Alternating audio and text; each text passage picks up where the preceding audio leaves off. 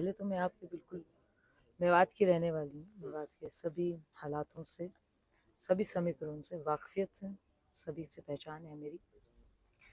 कामा के कुछ 36 बिरादरी के लोग मेरे पास आए थे, मेव भाई भी आए और 36 बिरादरी से लोग आए। बोले जी यहाँ के नेता ऐसे हैं कि हमने कोई जुबान खोली तो हमारे खिलाफ झूठे सच्चे मुकदमे दर्ज हो जाते हैं।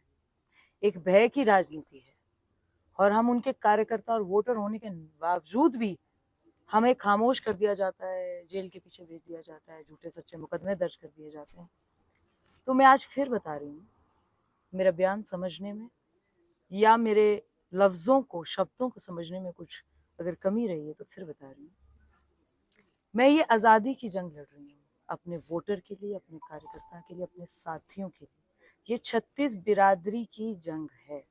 यहाँ के नेताओं जिन्होंने ये परिपेक्ष बना रखा है कि हमने आवाम को तंग करना है, तानाशाही, जंगल राज, खनन माफिया और दुनिया जान के ये जो ऐब हैं जिसका भुगतना हमारे आम आवाम को करना पड़ता है, कभी झूठे सच्चे मुकदमों से, कभी भयभीत होकर, कभी कोई मार पिटाई, कभी कुछ और।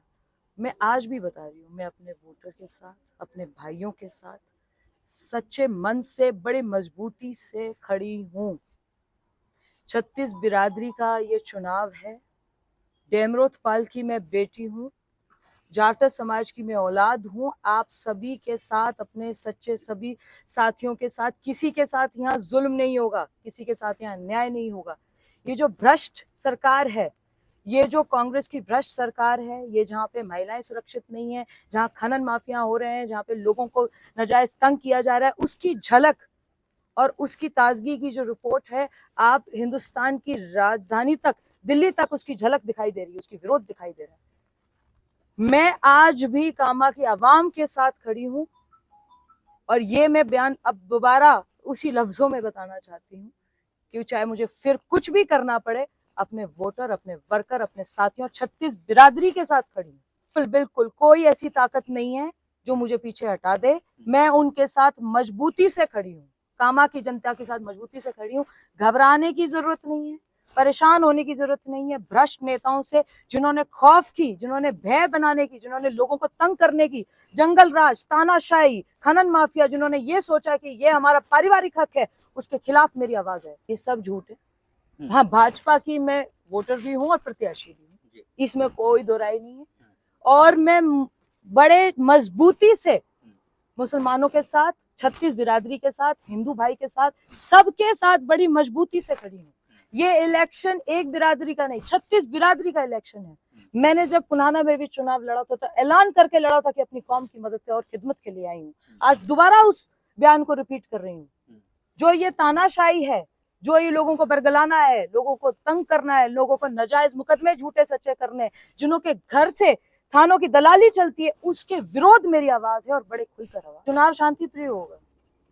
75, 70, 80 ऐसे बूथ होते हैं जो कैप्चर किए जाते हैं, जहाँ पे आम आदमी को वोट डालने का हक नहीं है। इस बार आप वोट किसी को डालिए, आप अपने मन से वोट डाल सकते हैं। ये बूथ कैप्चर नहीं होंगे, लोगों को घबराया नहीं जाएगा, लोगों को तंग नहीं किया जाएगा। लोकतांत्रिक सिस्टम है, भारत विश्व का सबसे बड़ा लोकतांत्रिक देश है, तो यहाँ पे सभी को आजादी अपनी तरफ से, मन से। विपक्ष का आरोप है कि मेवात यानी कि ब्रज का जो भाईचारा है उसको खराब करने की भाजपा के जो प्रत्याशी हैं उनकी ओर से की जा रही है। जैसे कि कल का बयान रहा है, उसको लेकर भी ये भी कहा जा रहा है कि लोकतंत्र का भी हनन किया जा रहा है। इस तरह की बातें सामने आ रही, क्या आपने? जब नोक्शम का नाम आता है तो मेवात की भाईचारा और मेवात की मोहब्बत और मेवात की एकता का सबसे बड़ा उदाहरण पेश करने वालों में से एक नोक्शम का नाम आता है। चाहे आपने कोई भी पिछले आप मुद्दे उठा के देखिए। आज दोबारा बता रही हूँ, मेवात की आवाम के साथ, कामा की आवाम के साथ, 36 बिरादरी के साथ, किसी के साथ कोई नाजायज नहीं होगा। ये मेरी आवाज थी, ये मेरा जो बुलंदी से बयान था, ये नेताओं के विरोध में था, जिन्होंने आवाम को तंग किया, बरगलाया, खौफ ज्यादा रखा, उनके विरोध में आज भी मैं खड़ी हूँ। किन मुद्दों के साथ चुनाव में आप की बार रहेंगे? किन मुद्दों के साथ चुनाव में?